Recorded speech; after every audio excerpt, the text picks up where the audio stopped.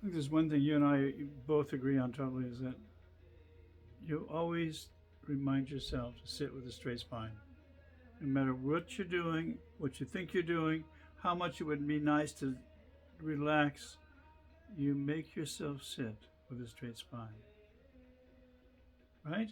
Yes. It's just the discipline. It's just how it manifests itself. And you're so conscious of that, right? It's like your actual physical body position can uplift your spirit and improve the way your mind works. There you go. Very much. It's one of those interesting self-creating dynamics.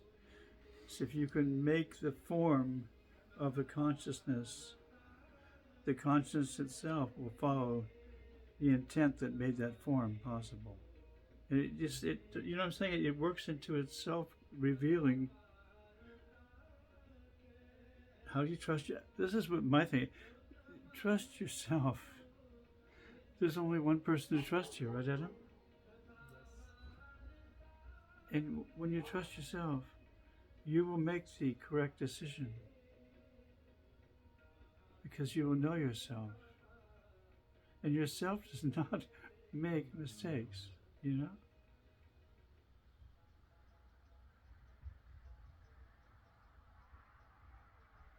So how do you recognize yourself, right? Because there's a lot of different ways the self manifests, right? Sometimes it dresses in orange and sometimes it dresses in, old.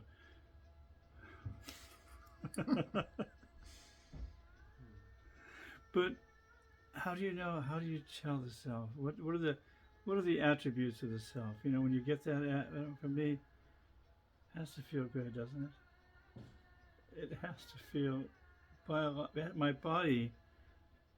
This is what I've talked myself into saying I'm not going to accept it unless it makes me feel totally good on every level possible, biologically, everything has to fill every part of my being. Yes. So I'm settling for that. So on mind, I'll take whatever you got in the universe, but that'd be the hope, right? By disregarding everything that doesn't make you feel good, one thing at a time.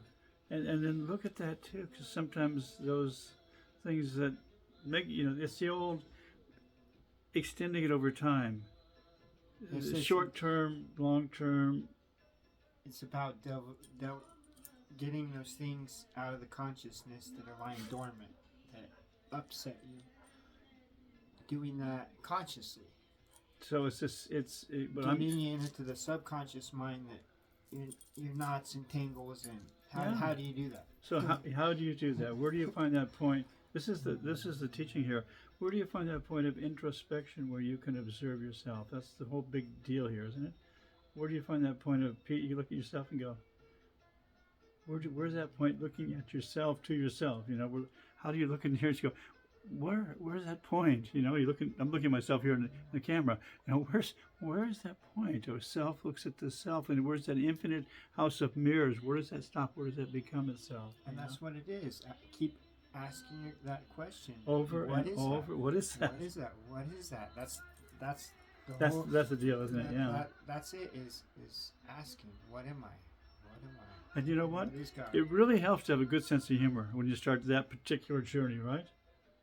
And be optimistic. Well, yes. You learn optimistic, and you learn being optimistic. Learn some peaceful good resolve. Idea. Just asking this question: what am I in relation to the nature of the infinite bliss? Yeah. And then after time, you can only ask God a question so many times, and He must answer. If you're humble and sincere. Well, what if He doesn't answer? What if God is just fucking with us?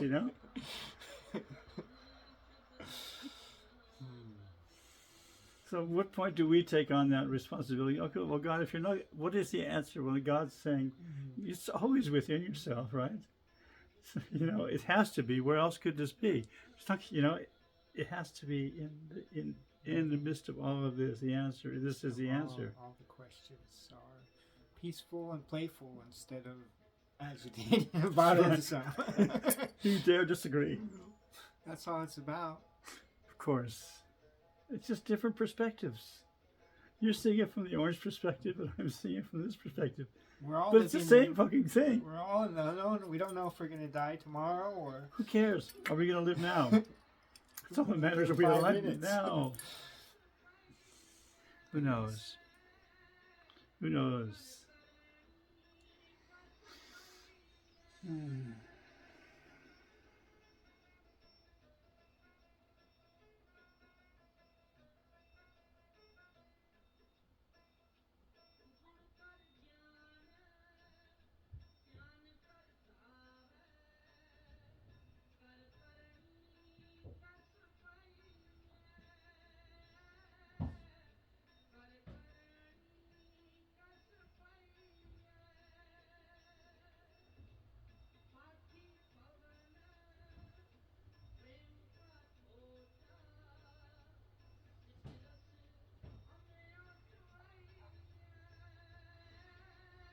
Sometimes it just flows in consciousness.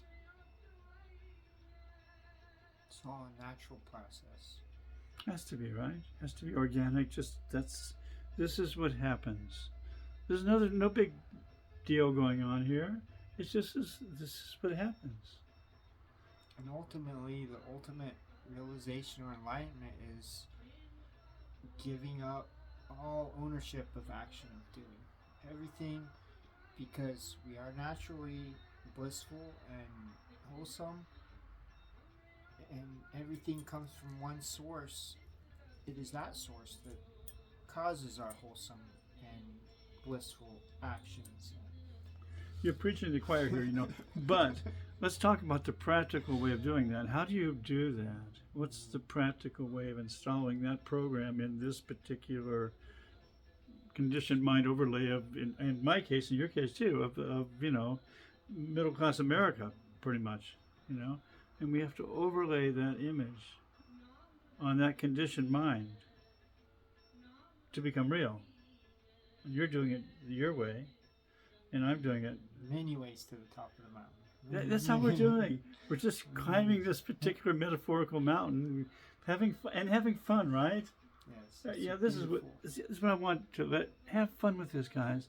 This should be playful. This should be fun. We can tease each other, and believe me, it's all good. It's from the heart. And if it isn't, then don't do it. But it should be from the heart. And it's just slowly whittling away that which is come to recognize that which is not from the heart, and whittle it away. Just certain things. I don't need that anymore. Sorry, that was entertaining for a while, but not anymore. Yeah, be willing to let go of that. Back to that. Who are we? Where is that image that becomes real? It can only be in the here, right now. That's the only image that's real. In the moment, right? This is it. That kind of focus of intention. They say the mind will always question. Will always ask, who am I? What am I? What is this? What's the end of my path? So how to get beyond those questions? Awareness that is beyond the mind is the trick. That is true. Now, let me see if I can use the mind to decipher that particular. and that's the problem here, because once, of course, the intellectual part. There's something that knows that's more powerful than the mind. Well, of course, the mind is a nice servant, but a really bad master. So make sure that you understand that the self is yourself, myself, yourself. The heart is the answer. Well, the heart through the heart is the self, of course.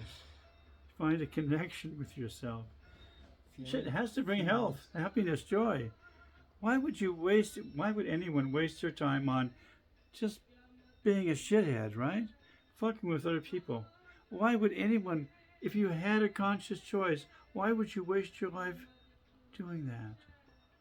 Why would you not find a way to be healthy, to be happy, to appreciate the nuanced quality of almost, in many ways, breath-by-breath relationship with the Shakti, the Kundalini Shakti. That relationship you dance in, that's, you know what I mean? I know you know that. You get that. So, Well, you create the forms. You create a form that allows that manifestation to be natural. Right?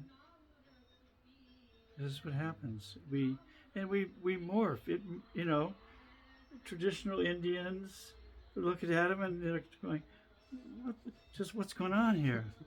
And me too. They look at me and they're going, they don't know exactly how to process this image of what Sikhism could look like, right? I mean, they certainly have a lot of compassion. But nonetheless, we are changing. We morph through time and space. The idea, the intent, the vows that we take to ourselves to be ourselves remain the same. Anything to add to that? We'll stop there. Love. Always love.